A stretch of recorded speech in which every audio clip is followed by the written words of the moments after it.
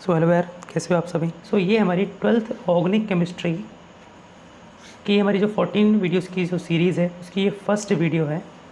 इसमें हम alkene, alkene and alkyne के बारे में पढ़ने वाले हैं। ठीक है, बहुत सारा नहीं पढ़ेंगे हम, बिल्कुल डिटेल में नहीं पढ़ेंगे हम तीनों को, बस बेसिक चीज़ें पढ़ेंगे जो कि आपको 12th की ऑर्गेनिक केमिस्ट्री को स्टार्ट करने के लिए काफ़ी रहेगा। ठीक है ना। चलो स्टार्ट करते हैं। एल्केन, एल्कीन और एल्काइन को स्टार्ट करने से पहले एक कॉन्सेप्ट के बारे में पता होना चाहिए जिसको हम बोलते हैं वर्ड रूट। क्या बोलते हैं? Word root. ठीक है, वर्ड रूट अगर आपको नहीं पता है तो ये बहुत इंपॉर्टेंट चीज़ है।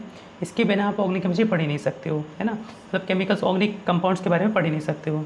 तो जैसे देखो, आपने जितनी भी 11th में केमिस्ट्री पढ़ी है, कुछ ऑर्गेनिक कंपाउंड्स के बारे में आपने पढ़ा होगा, जैसे कि मीथेन हो गया, है ना, ईथेन, या अब सिर्फ मैं एल्केन की बात नहीं करके एल्कीन की बात करूं तो ईथीन आपने पढ़ा होगा, नाम सुना होगा, प्रोपीन सुना होगा, प्रोपाइन सुना होगा।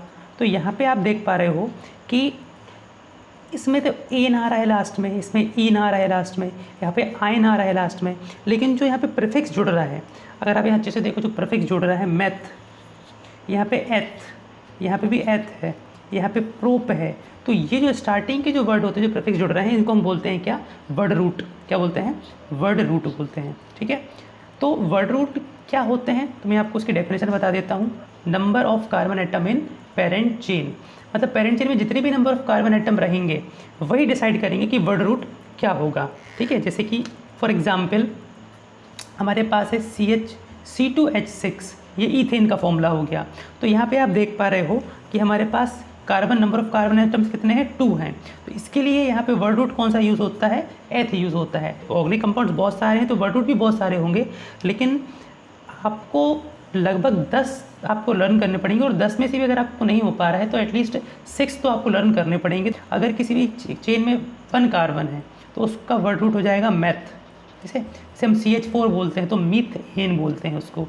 ऐसे ही अगर 2 कार्बन रहते हैं किसी चेन में तो वर्ड रूट हो जाएगा एथ। 3 कार्बन होते हैं तो हम बोलते हैं क्या? प्रोप। 4 कार्बन रहेंगे तो क्या बोलेंगे? ब्यूट। 5 कार्बन रहेंगे तो पेंट। 6 कार्बन रहेंगे तो हेक्स।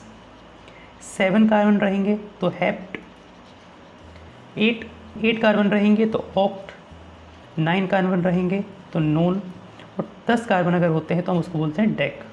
ठीक है, आई होप ये आपको पता होगा, और अगर नहीं पता है तो आप इनको याद कर लें, आप इनको रिवाइज़ कर लें 2 मिनट वीडियो पॉज करके, क्योंकि बहुत इंपॉर्टेंट चीज़ होने वाली है। इनके बिना आपसे बनेगा ही नहीं, हाइड्रोकार्बन्स भी नहीं बनेंगे। तो हम आगे बढ़ते हैं एल्केन की तरफ। तो हम स्टार्ट करेंगे भाई एल्केन।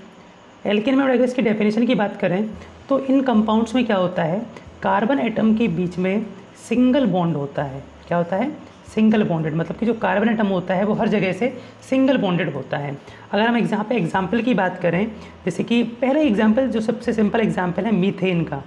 ठीक है, मीथेन का फॉर्मूला क्या होता है? मीथेन का फॉर्मूला होता है CH4। ये मैं मान के चल रहा हूँ कि आपको ये पता होगा। ठीक है, CH4 का आप उसको स्ट्रक्चर फॉर्मूला बनाओ, इसका स्ट्रक्चरल फॉर्मूला बनाते हो अगर, तो CH4 मतलब जो कार्बन है हर तरफ से 4 हाइड्रोजन से जुड़ा हुआ है और सिंगल बॉन्ड बनाया हुआ है ये। अगर आप सेकंड एग्जांपल की बात करो ईथेन, तो ईथेन का फॉर्मूला क्या होता है? C2H6। इसका भी अगर आप स्ट्रक्चरल फॉर्मूला बनाते हो तो 2 कार्बन है तो दोनों कार्बन के बीच में सिंगल बॉन्ड होगा, और ये दोनों कार्बन ही एक कार्बन से 3 हाइड्रोजन और सेकेंड वाले कार्बन से भी 3 हाइड्रोजन ऐड रहेंगे। तो आप यहाँ पर भी देख पा रहे हो कि जो कार्बन है वो सिंगल बॉन्ड से जुड़ा हुआ है हर तरफ से। इसका मतलब ये क्या हो गया? एल्केन के अंदर आता है। तो यहाँ से ये क्लियर हुआ कि एल्केन में जो कार्बन होता है वो हर तरफ से सिंगल बॉन्ड से जुड़ा हुआ रहता है। अब अगर हम यहाँ पे इसकी जनरल फॉर्मूले की बात करें तो जनरल फॉर्मूला होता है एल्केन का, वो होता है CnH2n+2। क्या होता है? CnH2n+2। अगर आप यहाँ पे n = 1 पुट कर देते हो, C1H2 × 1 + 2, दैट मीन्स क्या हो जाएगा? C1H4, मतलब कि CH4। तो ये तो क्या बन गया? मीथेन बन गया। क्या बन गया? मीथेन। ऐसे कि अगर आप 2 पुट कर देते हो तो C2 × 2 + 2, तो ये हो जाएगा C2H6, तो ये हो जाएगा ईथेन। ठीक है, तो अब यहाँ पे आप क्लियर देख पा रहे हो कि भाई मैंने अभी आपको जो वर्ड रूट की बात करी कि C2 है तो वर्ड रूट क्या जाएगा? एथ, और क्योंकि कार्बन के बीच में सिंगल बॉन्ड है तो यहाँ पे सफिक्स क्या जाएगा? एन। इसी वजह से क्या कहलाता है? ईथेन। ठीक है, ऐसे ही आपको 5 से 6 कंपाउंड एल्केन के आपको बनाना है, ये आपका होमवर्क रहेगा इसमें, ठीक है। अब हम बात करते हैं यहाँ पे हाइब्रिडाइजेशन की। तो यहाँ पे देखो हाइब्रिडाइजेशन क्या होता है, ये आपको डिटेल में मैं इसकी नेक्स्ट वीडियो में बताने वाला हूँ, तो आपको बने रहना है, ठीक है। यहाँ पे बिल्कुल डिटेल में डिस्कस नहीं कर रहे हैं हाइब्रिडाइजेशन को, बस हम यहाँ पे ये बताएंगे आपको कि जो एल्केन है, एल्केन में जो कार्बन एटम होता है, एल्केन में जो कार्बन एटम होते हैं उसमें sp3 हाइब्रिडाइजेशन होता है। अभी के लिए आपको बिल्कुल याद रखने के लिए आपको मैं बता देता हूँ कि जो कार्बन है, कभी भी कोई भी एटम अगर सिंगल कोवलेंट बॉन्ड बनाया हुआ है, हर तरफ से क्या बनाया हुआ है, सिंगल कोवलेंट बॉन्ड से बस जुड़ा हुआ है, इसका मतलब उसमें कौन सा हाइब्रिडाइजेशन होगा, वो होगा sp3। कौन सा हाइब्रिडाइजेशन होगा, sp3 हाइब्रिडाइजेशन होगा। ये बिल्कुल पक्की बात है, आपको याद कर लेना इस चीज़ को। अब यहाँ पे आता है टाइप ऑफ बॉन्ड, मतलब ये जो कोवलेंट बॉन्ड आपको दिख रहे हैं सभी के सभी, ये किस तरीके के बॉन्ड होते हैं। देखो जनरली हम कोवलेंट बॉन्ड में बात करें तो पाई बॉन्ड होता है और सिग्मा बॉन्ड होता है, ठीक है। तो जब भी कोई भी एटम, अगर यहाँ पे ऑर्गेनिक कंपाउंड की बात करें हाइड्रोकार्बन की, तो इसमें जो कार्बन है अगर सिंगल बॉन्ड से जुड़ा हुआ है चारों तरफ से, इसका मतलब ये बॉन्ड क्या होगा, सिग्मा बॉन्ड होगा। क्या होगा, सिग्मा बॉन्ड। तो यहाँ पे अगर आप देख पा रहे हो जो कार्बन है वो हर तरफ से हर एक बॉन्ड, इसका कौन सा बॉन्ड है, ये कौन सा बॉन्ड है, ये सिग्मा बॉन्ड है। अब आपको यहाँ पे याद रखने के लिए मैं ट्रिक बता देता हूँ कि भैया सिग्मा बॉय जो होता है ना, तो जो सिग्मा है वो हमेशा सिंगल होता है। क्या होता है, सिग्मा हमेशा सिंगल। तो ये याद रखना है आपको कि सिंगल बॉन्ड अगर बना हुआ है तो वो सिंगल कोवलेंट बॉन्ड, तो वो हमेशा क्या होगा, सिग्मा बॉन्ड ही रहेगा। इसके बाद बात आती है यहाँ पे रिएक्टिविटी की। तो ये जो एल्केन होती हैं वो सबसे लीस्ट रिएक्टिव होते हैं। क्या होते हैं, लीस्ट रिएक्टिविटी आप समझते होगे, जब भी हम किसी 2 या 2 से ज़्यादा कंपाउंड्स को रिएक्ट कराते हैं, उनको मिक्स कराते हैं और कुछ नई चीज़ बनाते हैं, तो जो कितने अच्छे से वो रिएक्ट कर पा रहे हैं ना आपस में, वो उनकी रिएक्टिविटी हो गई। सिंपल टर्म्स में अगर मैं आप बात करूँ तो रिएक्टिविटी इन एल्केन्स की क्या होती है, सबसे कम होती है, क्योंकि यहाँ पे सिग्मा बॉन्ड होता है और सिग्मा बॉन्ड बहुत आसानी से ब्रेक नहीं हो पाता है। सिग्मा और पाई बॉन्ड की भी मैं एक पर्टिकुलर वीडियो बनाऊंगा, तो आपको टेंशन बिल्कुल नहीं लेना है, बस आपको साथ में बने रहना है। समझ में आ रही बात, ठीक है। आगे बढ़ते हैं। तो अब हम पढ़ेंगे एल्कीन। एल्कीन में अगर आप डेफिनेशन की बात करो तो इनमें क्या होता है कि जो कार्बन एटम होते हैं उनमें एटलीस्ट एक डबल बॉन्ड तो होता ही होता है।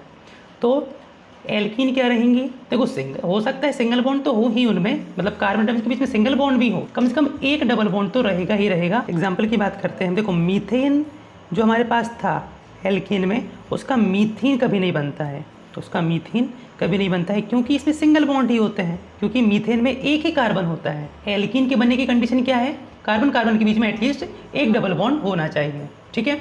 तो इसमें तो एक ही कार्बन है, तो मीथेन का मीथेन बनेगा ही नहीं। हम बात करते हैं ईथेन से, है ना, तो ईथेन का ईथीन बना सकते हैं हम, ठीक है। तो हमारे पास ईथेन क्या होता है, C2H6, इसको अगर आप एक्सपेंड करो तो CH3 और CH3। अगर आप यहाँ से एक H इस कार्बन से और एक H इस कार्बन से कम कर देते हो तो एक एक बॉन्ड फ्री हो जाएगा कार्बन का। तो जो एक बॉन्ड ऑलरेडी बना हुआ था उसमें एक बॉन्ड और बना लेंगे ये कार्बन। तो अब यहाँ पे ये जो बन चुका है, ये क्या बन चुका है, ईथेन पहले था, अब क्या बन चुका है, ये ईथीन बन गया है। क्या बन गया है, ईथीन। अब आप देख पा रहे हो कि यहाँ पे डबल बॉन्ड है। अगर आप यहाँ पे प्रोपीन की बात करो, ठीक है, तो प्रोपीन से अपन लोग प्रोपेन से प्रोपीन बनाते हैं, ठीक है। तो प्रोपेन क्या होगा, C3H8, दुगने से 2 ज़्यादा एल्केन होता है, ठीक है। अगर आप इसको एक्सपेंड करते हो तो 1 2 3 कार्बन ये हो गए, सिंगल सिंगल बॉन्ड, एक स्टार्टिंग में H3 और एक लास्ट में H3, बीच में हो जाएगा H2, ठीक है। तो ये हो गया 3 2 6 और 2 8। अब आप यहाँ से किसी भी 2 कार्बन में के बीच में से एक H कम कर दो, तो यहाँ पे बचेगा ये H2C और यहाँ पे CH बॉन्ड CH3। तो एक बॉन्ड एक H जो कम हुआ है उसकी वजह से ये दोनों कार्बन एक बॉन्ड और बना लेंगे। तो अब ये जो बना है ये बन गया है प्रोपेन। क्या बन गया है, प्रोपेन। क्लियर हुई बात कि नहीं हुई। तो यहाँ पे हमने देखा कि एल्केन से अगर आप 2H कम कर देते हो तो एल्कीन बन जाता है। तो इसी वजह से जनरल फॉर्मूला क्या बनेगा, जनरल फॉर्मूला बन जाएगा CnH2n, ठीक है। क्योंकि एल्केन का फॉर्मूला क्या था, एल्केन का फॉर्मूला था CnH2n + 2। तो 2 जो H है वो हमने कम कर दिए, तो बचा क्या, CnH2n, ठीक है। तो ये क्लियर हो गया होगा मेरे ख्याल से। हाइब्रिडाइजेशन की बात करते हैं तो जैसे कि हमने आपको बताया एल्केन में जब कोई भी कार्बन एटम सिंगल बॉन्ड से अटैच रहता है हर चारों तरफ से, तो वो उसमें होता है sp3। और अगर वो डबल बॉन्ड से हो, जैसे आप यहाँ देखो हमारा प्रोपीन है CH2 डबल बॉन्ड CH और CH3, तो यहाँ पे अगर आप देख पा रहे हो तो ये वाला जो कार्बन है दोनों के बीच में डबल बॉन्ड है, तो ये दोनों कार्बन एटम में क्या होगा, sp2 हाइब्रिडाइजेशन होगा। अगर कोई भी एटम एक भी अगर डबल बॉन्ड से जुड़ा हुआ है तो उसमें हाइब्रिडाइजेशन हो जाएगा sp2। अब हम बात करते हैं टाइप ऑफ बॉन्ड की। टाइप ऑफ बॉन्ड में कुछ नहीं है, जैसे CH2 है, डबल बॉन्ड CH2 है, तो यहाँ पे कार्बन कार्बन के बीच में डबल बॉन्ड है, तो एक बॉन्ड हो जाएगा यहाँ पे सिग्मा बॉन्ड, एक बॉन्ड हो जाएगा सिग्मा बॉन्ड और एक बॉन्ड हो जाएगा पाई बॉन्ड, क्योंकि सिग्मा हमेशा क्या होता है, सिंगल। एक बॉन्ड तो सिग्मा रहेगा ही रहेगा, एक बॉन्ड तो हमेशा सिग्मा रहेगा ही रहेगा। बाकी अगर और डबल या ट्रिपल बॉन्ड होते हैं तो वो पाई बॉन्ड कहलाएंगे।